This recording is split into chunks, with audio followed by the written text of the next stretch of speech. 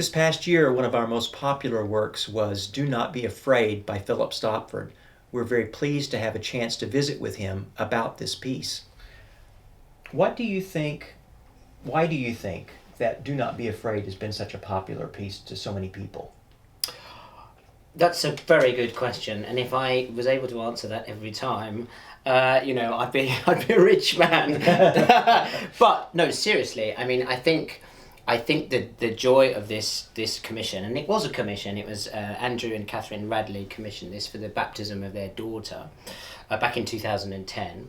And they sent me this text that I was not familiar with at all. I was unfamiliar. I was familiar with the reading, but not this sort of layout of the text really. And it's a great text. I think that's the first thing. Do not be afraid, for I have redeemed you. I have called you by your name. You are mine. And he also divided up the text in the way that he would wanted it really. Yeah, so Andrew said it would be nice to have some kind of refrain and some verses. So I'm not sure. I think actually I think he came up with the refrain and I divided up the verses as I see or saw would work for the piece. Yeah. So there is I think the repeated refrain gives a sense of comfort as well, which is what the text is about.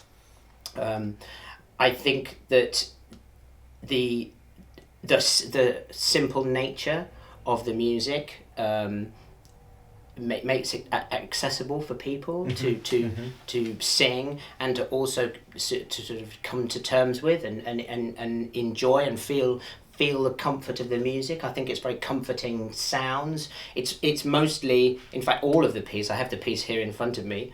It's all in D major. There is in fact in the whole piece there is actually only one accidental. There is only one G sharp in the whole piece.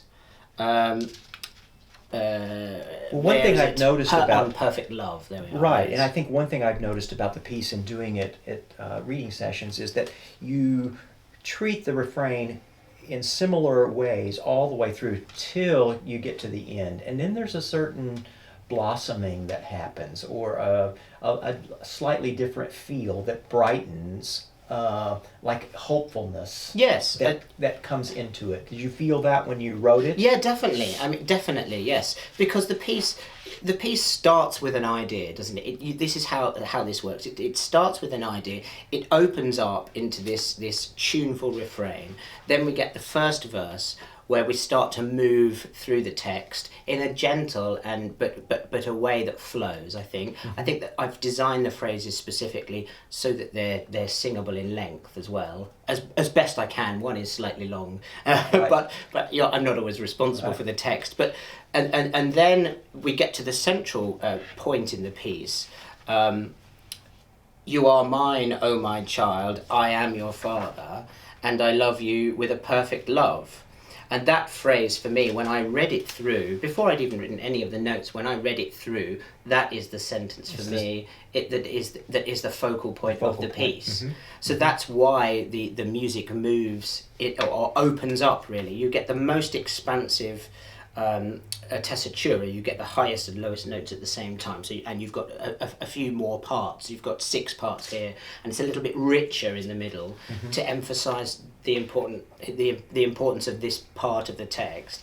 You get this in measure 62. You get this G sharp that just gives just a fresh new bit of colour to the music just there, sort of emphasising how perfect the love can be, perfect love.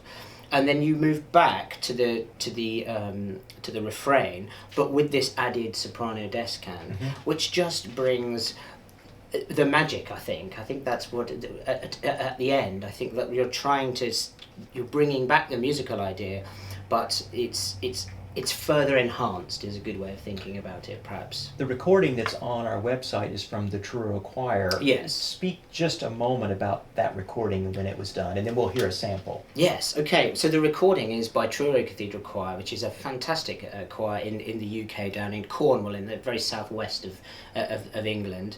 And Truro, I was organ scholar at Truro for a year, and I have a connection with them, and Christopher Gray is the director of music, and I said, would you like to do a CD of my music? And it just became obvious that the title track for the CD had to be Do Not Be Afraid. Well, that's great. Thank you for visiting with us about this, and we will hear a sample of this. Great.